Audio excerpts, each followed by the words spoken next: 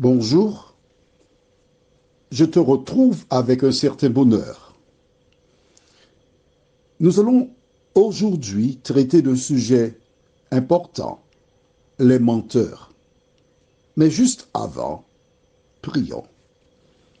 Notre Seigneur, nous te bénissons pour tes bienfaits, tes grâces et tes bénédictions. Merci pour la parole. Merci, Saint-Esprit, une fois de plus, de nous conduire dans toute la vérité. Et que nos âmes soient transformées à ton image, nous t'en prions. Au nom de Jésus et pour ta gloire éternelle. Amen. Dans la petite vidéo, voici un homme qui arrive à son domicile et une jeune femme radieuse, sa compagne, vient vers lui le saluer et là, lui dit, j'ai une surprise pour toi. Alors, il dit, oui, d'accord, où est mon cadeau? Et cette dernière va récupérer un objet qu'elle présente à cet homme qui, un moment plus tôt, était souriant, mais qui soudainement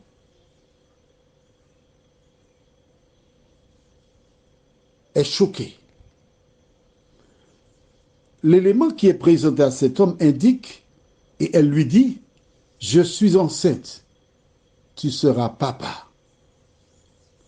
Oh, beaucoup d'hommes sauteraient au plafond. En revanche, lui, son visage s'est cintré. Pourquoi? En fait, ce que cette femme ignorait, c'est que selon certaines analyses récentes, l'homme était stérile. Il ne pouvait pas avoir d'enfant. Tu imagines la souffrance de cet homme? Il croit que sa compagne est sincère, fidèle, mais cette dernière non seulement ne l'est pas, mais était disposée à lui offrir sur un plateau l'enfant de notre homme. Je ne veux pas et je ne jette jamais la pierre à quiconque. Car je sais, selon un proverbe qui existe aux Antilles, des femmes vont chercher du pain, c'est-à-dire du travail pour nourrir leurs enfants, mais elles retournent à leur domicile avec de la viande, c'est-à-dire elles reviennent enceintes. Parce que certains hommes leur imposaient un rapport pour leur donner un poste afin de travailler.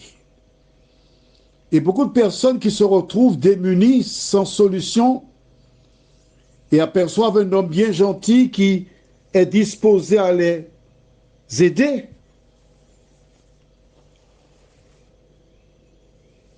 font un pari. Faire un enfant à cet homme afin de l'attacher pour toujours. Mais oui, beaucoup de femmes font des calculs. Mais cette dernière a fait un mauvais calcul. Plusieurs enfants, aujourd'hui adultes, portent le nom d'un homme qui n'est pas leur père. Les mères le savent, mais vivent dans le mensonge.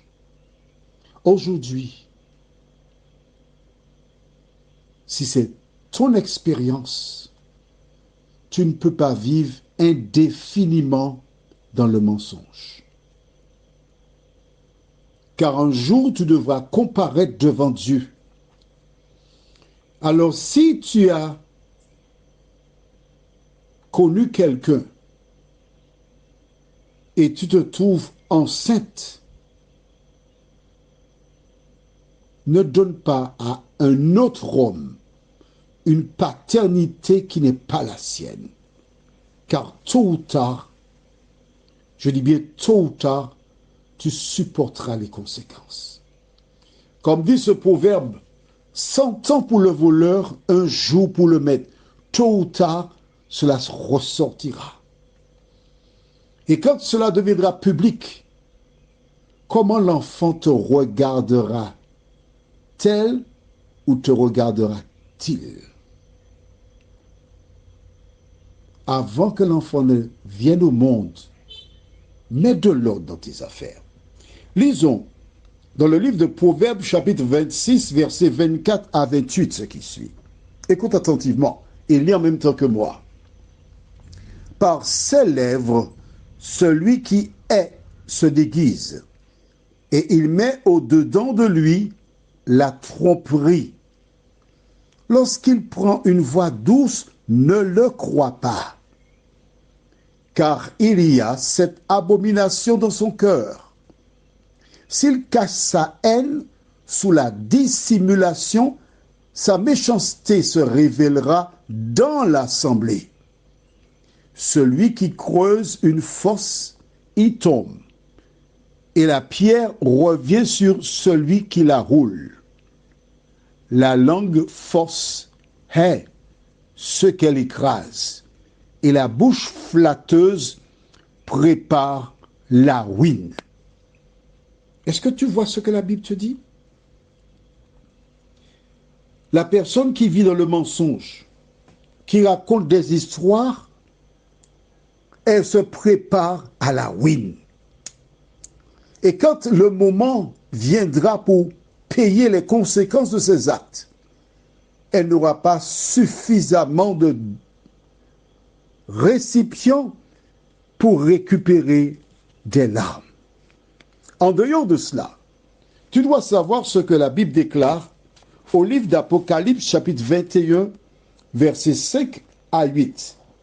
Apocalypse est le dernier livre de la Bible. Et voilà ce que Dieu dit concernant les menteurs. Apocalypse 21, versets 5 à 8 déclare: Et celui qui était assis sur le trône dit: Voici, je fais toutes choses nouvelles. Et il dit: Écris, car ces paroles sont certaines et véritables. Et il me dit: C'est fait. Je suis l'alpha et l'oméga, le commencement et la fin. À celui qui a soif, je donnerai de la source de l'eau de la vie gratuitement.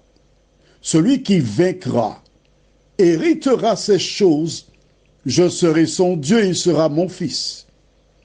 Mais pour les lâches, les incrédules, les abominables, les meurtriers, les débauchés, les magiciens, les idolâtres et tous les menteurs, leur part sera dans l'étang ardent de feu et de soufre, ce qui est la seconde mort.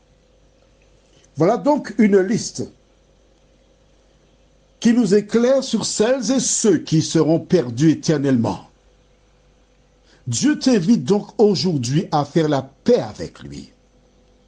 Si tu as un enfant qui n'est pas celui de ton conjoint, à qui tu as fait croire qu'il en est le père, ton devoir, c'est de dire la vérité.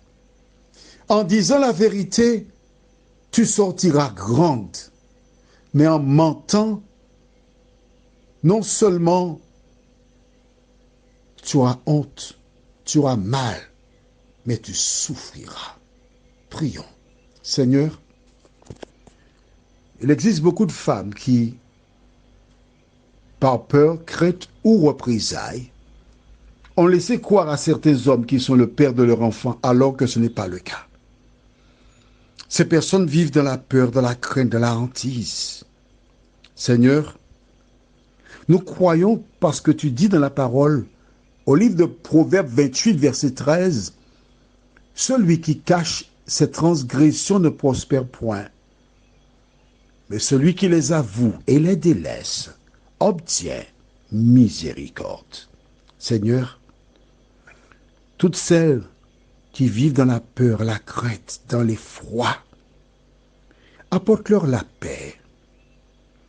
Qu'elles fassent la démarche qui convient selon la parole. Libère-les de ce poids. Prépare le cœur de ces hommes et fais-leur du bien, nous t'en prions. Au nom de Jésus et pour ta gloire éternelle. Amen. Que l'Éternel continue de te bénir.